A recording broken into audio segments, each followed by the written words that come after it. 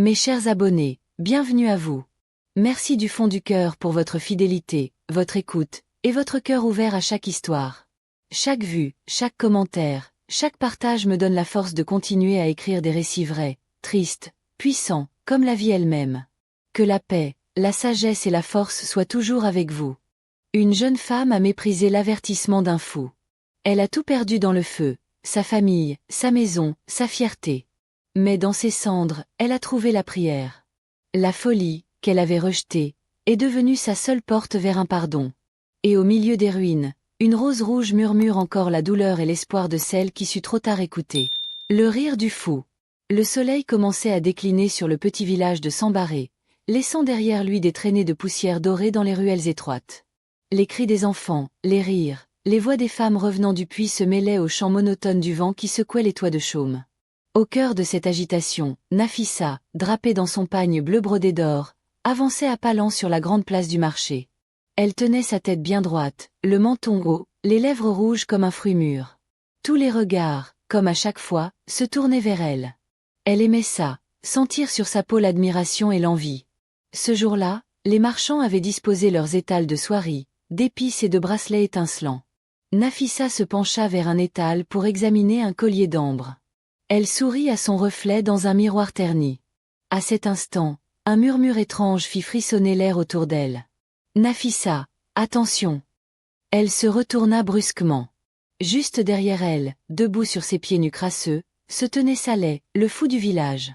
Son corps frêle était enveloppé d'un vieux manteau troué, et ses yeux, depuis de brume, la fixaient sans cligner. Ses cheveux étaient collés par la poussière et la sueur. Il tendit une main sale vers elle, sa voix éraillée se brisant dans un rire étouffé. « Ne va pas ce soir, le feu engloutira ce que tu chéris. » Nafissa recula, dégoûtée. Autour d'eux, les passants formaient un cercle, captivés. Certains se couvraient la bouche pour étouffer leur rire. Un vieil homme murmura à son voisin. « Il est fou, mais parfois, ses mots se réalisent. » Nafissa claqua la langue, méprisante. Elle planta son regard noir dans celui de Saleh et laissa échapper un petit rire froid. « Pauvre vieux! Garde tes histoires pour les poules qui picorent ton ombre. » Saleh pencha la tête, comme un corbeau prêt à s'envoler.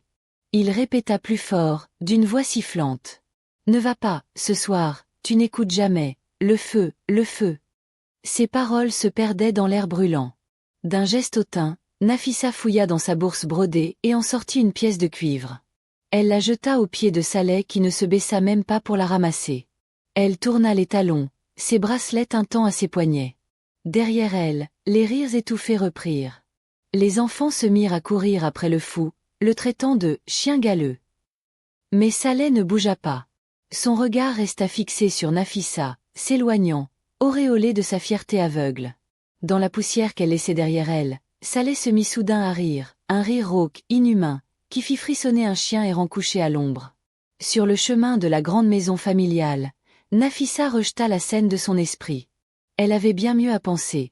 Ce soir, le grand notable du village donnait une fête somptueuse. Tous les regards seraient encore sur elle. Elle ferait briller ses boucles d'oreilles, danserait au son des tambours et se moquerait bien des fous, des mendiants et des présages. Elle ne savait pas qu'à l'ombre des manguiers, Saleh murmurait encore, à peine audible. « Ne va pas ce soir, le feu, le feu. » Mais parfois, même le vent refuse de porter la sagesse jusqu'aux oreilles trop fières pour l'écouter. La fête maudite. La nuit était tombée sur Sambaré comme un voile lourd et parfumé. À l'entrée du grand domaine du notable Almami Diouf, des torchers balançaient leurs lueurs chaudes, dessinant sur les murs de Banco des ombres dansantes. On disait qu'Almami était l'homme le plus riche de la région. Il avait fait venir des griots de villages lointains, des danseurs masqués, et des plats rares qui embaumaient déjà l'air. Nafissa, parée d'un pagne flamboyant tissé d'or et de perles, franchit le grand portail, la tête couverte d'un foulard de soie rouge.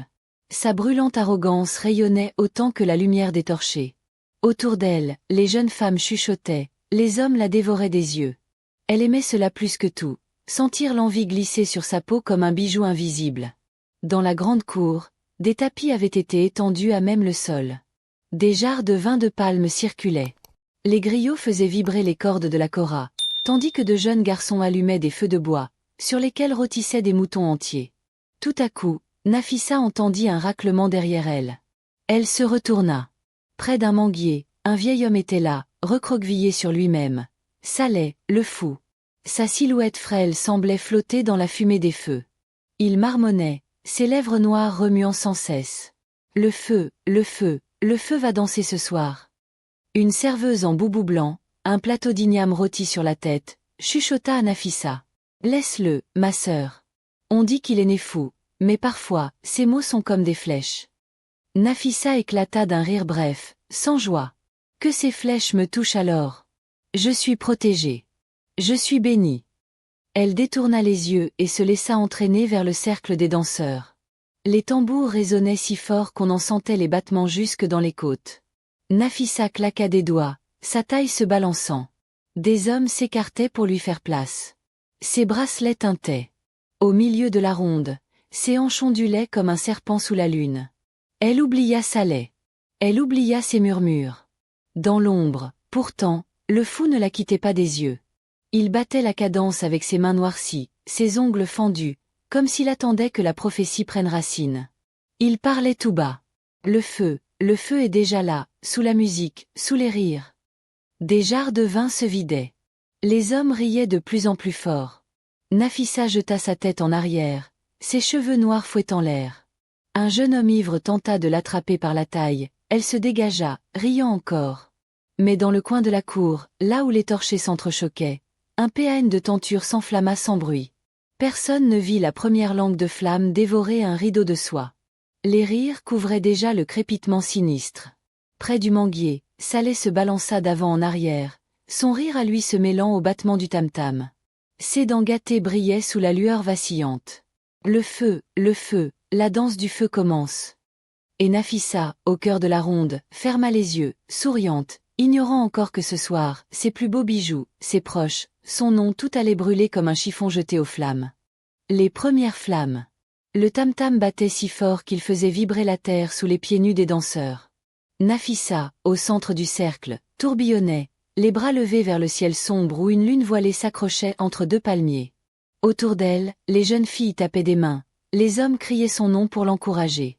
Les jarres de vin passaient de bouche en bouche, les rires se mêlaient à l'odeur sucrée de la viande grillée.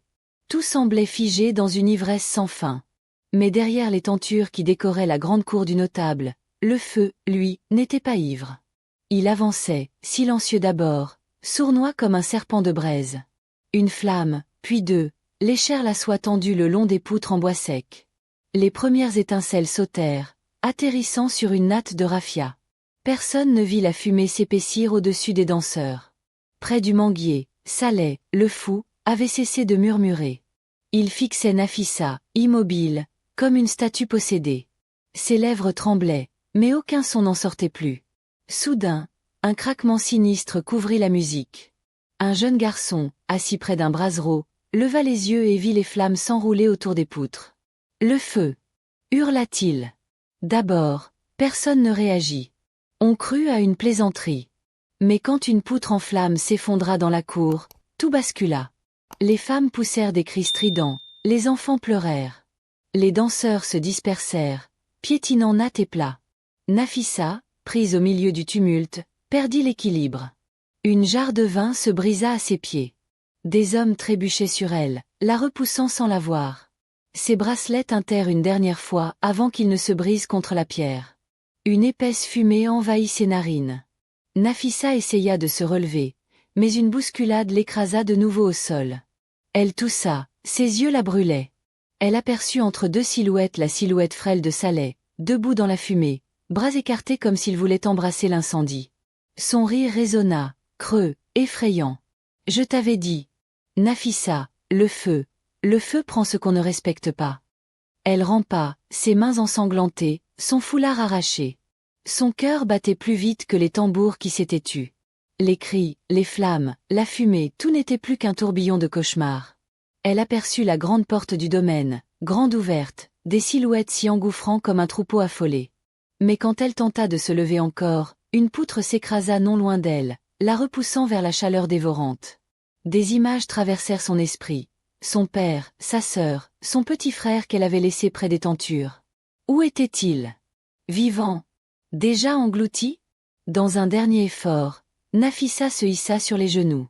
Elle vit Saleh disparaître dans la fumée, son rire se mêlant au crépitement du brasier. Pauvre folle, pauvre reine sans trône, murmurait le vent à ses oreilles. Et cette nuit-là, tandis que les flammes léchaient jusqu'au mur de Banco, Nafissa comprit qu'un simple avertissement, jeté par un homme qu'elle croyait fou, aurait pu sauver tout ce qu'elle croyait à l'abri. Les pertes. Le matin se leva sur Sambaré comme un linceul gris. Là où la veille, les rires, les tambours et les promesses de fête résonnaient, il ne restait qu'un champ de cendres encore fumantes. Des femmes, la tête couverte de voiles, erraient parmi les débris noircis, cherchant des signes de vie, appelant des noms qu'aucune voix ne répondait plus. Dans un coin, un enfant fouillait les restes d'une natte brûlée, à la recherche d'un bracelet perdu. Nafissa était là, recroquevillée contre un mur effondré. Ses cheveux autrefois lustrés pendaient en mèches brûlées. Une plaie rouge marquait sa joue droite, brûlure indélébile. Ses yeux, rougis par la fumée et les larmes, fixaient le sol sans le voir. Elle avait passé la nuit à appeler son père. Son frère. Sa petite sœur. Quand l'aube avait chassé les dernières braises, on avait retrouvé le corps de son père, recroquevillé près de la grande tenture. Celui de sa sœur, à moitié couvert de cendres. Son frère, le plus jeune, n'avait laissé derrière lui qu'un petit bracelet d'os qu'il portait toujours au poignet. Les villageois l'observaient à distance, silencieux, comme on regarde un esprit. Certains murmuraient. Saleh avait dit vrai. C'est elle, c'est sa fierté qui a appelé le feu. Nafissa entendait tout, mais leurs mots glissaient sur sa peau brûlée sans l'atteindre vraiment. Dans ses mains sales, elle tenait un morceau de pagne de sa sœur. Elle le pressait contre son front, espérant y puiser un peu de chaleur. Ses doigts tremblaient. Sa gorge était sèche de cris qu'elle n'avait plus la force de pousser. Plus tard, quand le soleil fut haut, l'oncle de Nafissa, Yoro, un homme grand au regard dur, arriva accompagné de quelques villageois. Il ne prononça pas son nom. Il resta debout, son ombre couvrant le visage meurtri de la jeune femme. « Prends tes affaires et pars. Tu portes le feu sur ton dos. Notre maison n'a plus de place pour ta malédiction. » Nafissa releva la tête. Ses lèvres brûlées se fendirent d'un rictus amer. « J'ai tout perdu. Que puis-je encore emporter ?» Yoro détourna le regard. Sans un mot de plus, il tourna les talons. Les villageois, eux, s'éloignèrent, laissant Nafissa seule avec ses cendres. À la lisière de la place, Saleh le fou observait la scène. Assis sur une souche calcinée, il fredonnait un air sans queue ni tête. Son rire, faible et rauque, se mêla au grincement des charrettes transportant les corps vers la fosse commune. Quand Nafissa croisa son regard, elle comprit que ses pieds nus ne trouveraient plus jamais de repos dans ce village. Elle se leva, sa silhouette maigre se détachant sur le tapis de décombres. Elle tituba jusqu'à ce que les ruines disparaissent derrière elle. Ses pas s'enfoncèrent dans la poussière. Chaque pas était une prière que personne n'entendait. Et derrière, Saleh chantonnait encore. Qui n'écoute pas le fou, nourrit le feu. La quête du pardon. Le village de Sambaré disparut derrière Nafissa comme un mirage de poussière et de cendres. Elle marcha, pieds nus, son pagne déchiré claquant contre ses chevilles, un mince baluchon serré contre sa poitrine. À chaque pas, la plaie de sa joue la lançait, comme si le feu qu'elle avait ignoré continuait de la consumeur de l'intérieur. Sur le chemin, les chiens aboyaient. Les enfants, curieux, se pressaient pour la voir passer, murmurant. C'est la fille qui n'a pas écouté le fou. Elle a brûlé sa propre maison. Nafissa baissait la tête. Les mots la frappaient plus fort que les pierres qu'on jetait parfois dans sa direction. Le monde entier était devenu une langue de feu contre laquelle elle n'avait plus d'orgueil pour se protéger. Elle atteignit la petite mosquée en dehors du village, un modeste édifice de banco craquelé. À l'intérieur, un vieil imam récitait doucement des versets. Nafissa s'agenouilla sur le sol de terre battue, posa son front contre le sol. Ses prières ressemblaient à des sanglots. « Pardonne-moi. Père. Pardonne-moi. Je n'ai pas écouté. » Mais aucune voix ne répondit. En sortant, elle aperçut, assis sous un flamboyant, Saleh le fou. Il jouait avec une corde usée, ses doigts maigres la tordant comme un serpent. Nafissa s'approcha de lui, le cœur lourd de honte. « Dis-moi ce que je dois faire pour que le feu me laisse en paix. » Saleh leva vers elle ses yeux délavés. Son sourire, fendu de dents noires, lui donna la chair de poule. Il tendit la corde vers elle, comme un cadeau empoisonné. « Attache tes mains et ton orgueil avec. Et puis marche. » Le pardon est un chemin sans retour. Elle ne comprit pas ces mots. Mais dans sa poitrine, quelque chose céda, la certitude que la fierté n'est qu'un voile fragile. Nafissa s'assit à même le sol, le front contre ses genoux. Elle resta là des heures entières, pendant que Saleh chantonnait un vieux refrain, l'air d'un griot oublié. Celui qui se croit au-dessus du fou, finit plus fou encore. À la tombée de la nuit, Nafissa reprit la route. Elle allait de mosquée en mosquée, de village en village, mendiant un morceau de pain, un coin d'ombre. Elle lavait ses brûlures à l'eau froide, murmurait des prières qu'aucune bouche ne répétait derrière elle. Parfois, sur le bord du chemin, elle croyait voir Saleh assis sous un arbre, un oiseau posé sur son épaule. Elle clignait des yeux, mais il disparaissait toujours comme une fumée. Et sous chaque lune nouvelle, Nafissa posait ses genoux sur la terre sèche, murmurant à ses morts. « Pardonnez-moi. J'ai ri de la folie. Mais la folie m'a brûlé. » La prière des cendres. Des mois passèrent, puis des années, sans que personne ne sache vraiment où était partie Nafissa. Certains disaient qu'elle errait sur les chemins poussiéreux, dormant à l'ombre des arbres morts, se nourrissant des aumônes d'inconnus. D'autres prétendaient l'avoir vue près des ruines du palais incendié, agenouillée dans la suie comme une statue de douleur.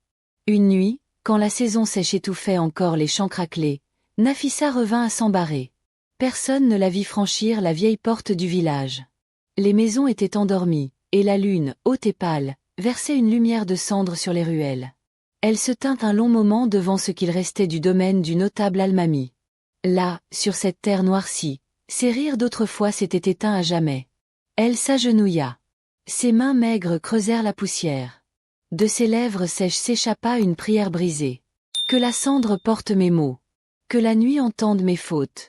Que le feu, quelque part, se calme. À ses côtés, une petite lampe à huile vacillait, posée sur une pierre brûlée. Dans la lumière tremblante, on voyait son visage. La joue balafrée avait cicatrisé, mais le regard, lui, était celui de quelqu'un qui avait trop vu. Les villageois, au matin, découvrirent la lampe éteinte. Nafissa était déjà partie, laissant derrière elle un simple signe, une branche d'arbre morte plantée dans le sol, autour de laquelle elle avait disposé des pierres en cercle. Certains dirent qu'elle faisait cela chaque nuit, revenir sur les cendres de sa honte, poser ses genoux sur la terre brûlée, et prier pour ceux qu'elle avait perdus. D'autres prétendaient qu'elle dormait dans les ruines, qu'elle ne quittait jamais vraiment la place maudite. Et toujours, quelque part, Saleh apparaissait, assis sur un péane de mur effondré, ses jambes maigres battant l'air comme celles d'un enfant. Quand on lui demandait pourquoi il revenait, lui le fou, il montrait la silhouette de Nafissa à genoux et murmurait. On ne peut pas fuir le feu quand on la nourrit de son orgueil. Mais on peut lui parler, à genoux, et peut-être qu'un jour, il éteindra sa faim. Les saisons passèrent. Les manguiers refleurirent. Sur la terre calcinée, un rosier sauvage, qu'on ne savait d'où venu, se mit à pousser fragile, rouge, comme une goutte de sang offerte à la poussière. Chaque nuit, à l'heure où le vent se lève, on dit que Nafissa chuchote encore aux cendres. « Pardonnez-moi. Pardonnez-moi. Le fou et la rose. » Les anciens du village de Sambaré aiment encore raconter aux plus jeunes l'histoire de Nafissa, celle qui n'a pas voulu écouter la voix d'un fou, celle dont le rire a nourri les flammes. Ils disent que son âme, même après avoir tout perdu, est restée liée à la terre brûlée qui l'a engloutie. Quand la saison sèche étouffe les hommes et que la poussière couvre les toits, certains voient une silhouette frêle marcher entre les ruines.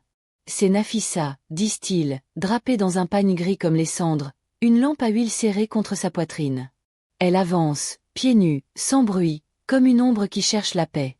Au milieu des pierres noircies, un rosier rouge pousse toujours. Personne ne l'a planté. Personne ne l'arrose. Il fleurit au cœur même de la fosse commune où reposent ceux que le feu a pris. Ses pétales, couleur de sang séché, brillent quand la lune est ronde. On dit que chaque fleur est une prière que Nafissa n'a jamais cessé de murmurer. Et puis il y a Saleh, le fou. Mort depuis longtemps, affirment certains. Toujours là, murmurent d'autres. Son rire voyage avec le vent. Parfois, on le croit assis sur le mur effondré du vieux domaine. D'autres fois, c'est un chien famélique qui rôde, le même regard trouble dans ses yeux.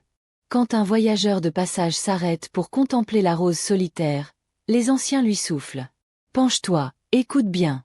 Tu entendras Nafissa. Et peut-être que tu entendras aussi le rire du fou. Car la folie, mon enfant, est un feu qu'on ne doit jamais mépriser. » Certains, pris de pitié, déposent des offrandes au pied du rosier. un coquillage, une poignée de riz, une perle de verre. Mais au matin, tout disparaît. Seule la rose demeure, dressée dans la poussière, témoin d'un orgueil réduit en cendres et d'un pardon jamais tout à fait complet. On dit que si la rose venait à faner, le feu reviendrait. Mais tant qu'elle fleurit, quelque part, Nafissa est encore là, priant sur ses genoux, implorant la miséricorde des cendres. Et le fou, quelque part, rit encore. Merci d'avoir écouté cette histoire. Si elle a touché quelque chose en vous, si elle a réveillé un souvenir, une émotion, ou simplement un peu d'espoir, abonnez-vous. Pas seulement pour une vidéo de plus, mais pour continuer ensemble ce voyage à travers des récits oubliés, des vérités humaines, et des silences qui parlent plus fort que les mots. Votre écoute donne vie à ces histoires.